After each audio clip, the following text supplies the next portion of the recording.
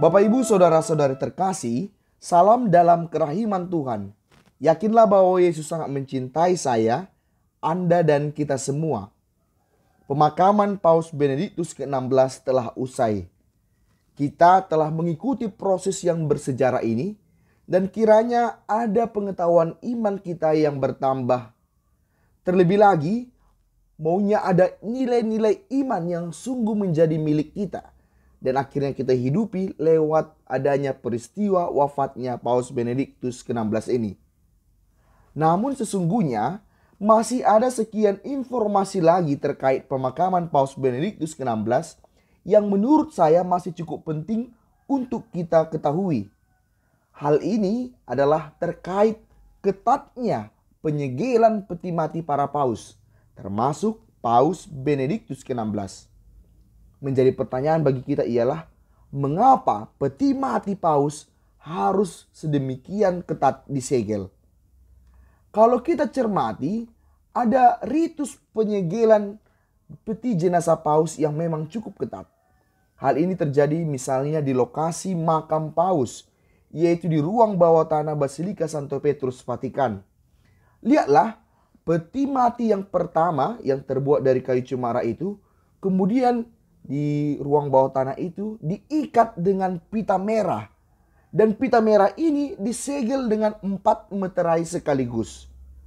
Penyegelan itu dilakukan dengan membakar suatu segel berwarna merah dan kemudian diberi cap 4 cap sekaligus, yaitu cap meterai tahta apostolik, cap meterai rumah tangga kepausan, meterai kantor perayaan liturgi, dan akhirnya cap pejabat Vatikan.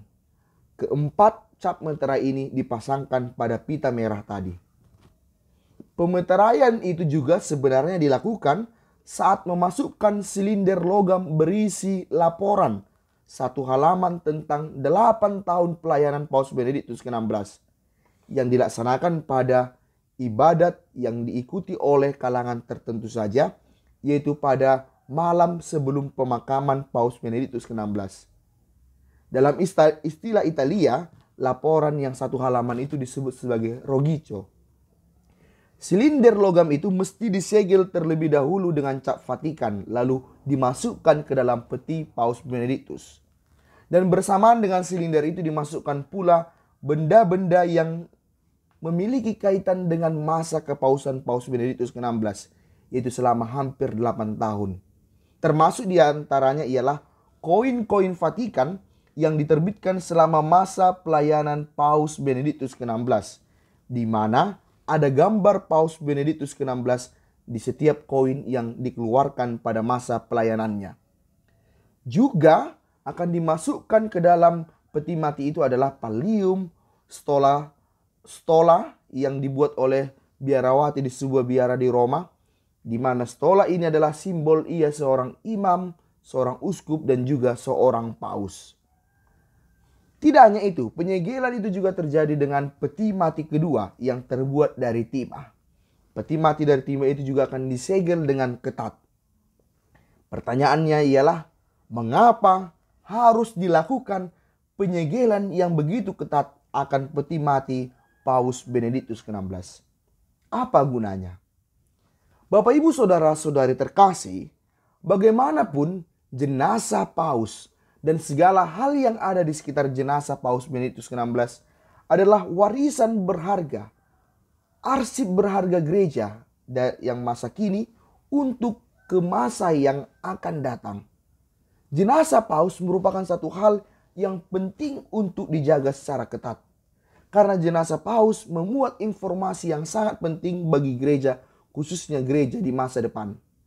Misalnya saja, jika entah kapan, entah 100 tahun kemudian atau ribuan tahun kemudian, ternyata diperlukan informasi yang akan didapatkan lewat membuka peti jenazah paus dan mengangkat jenazahnya, maka mesti terjamin itu adalah informasi yang sesuai dengan kebenaran, dengan apa yang dulu dimasukkan saat pemakaman paus.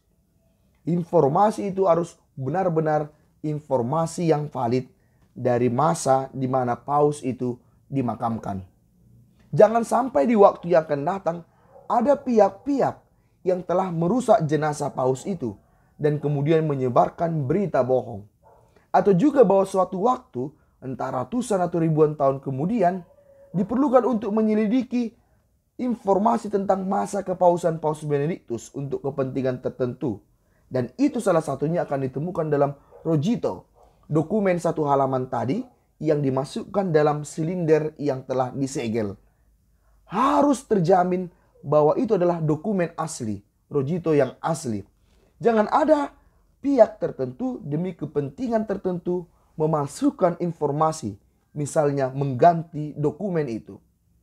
Dan tidak dapat disangkal pula, dalam perjalanan sejarah memang terjadi bahwa makam Paus dirusak. Sehingga penyagalan itu sungguh dilakukan dalam kepentingan kejaminan informasi yang valid bagi gereja di masa depan.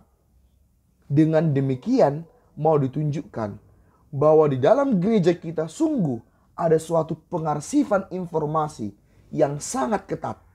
Termasuk ialah lewat merawat, menyegel jenazah Paus dengan ketat. Tujuannya agar informasi yang disampaikan adalah sungguh benar. Dan ini penting karena kita yakin Gereja Katolik bukan hanya perihal 10 atau 100 tahun ke depan saja akan berlangsung. Namun kita yakin gereja akan senantiasa berjalan dari waktu ke waktu hingga ribuan dan waktu yang lebih lama lagi. Gereja akan menjalani perjalanan yang lebih panjang. Karena itu butuh pengarsifan informasi yang terjamin. Agar informasi yang kita wariskan sungguh-sungguh adalah informasi yang benar. Inilah salah satu bukti betapa ketatnya kearsipan dalam gereja kita. Demikianlah Bapak Ibu Saudara-saudara terkasih, informasi kita kali ini terkait ketatnya penyegelan jenazah Paus. Semoga menambah pengetahuan kita dan akhirnya lagi menambah iman kita untuk kita hidupi dalam kehidupan sehari-hari. Yesus, Engkau andalanku, pace ebene.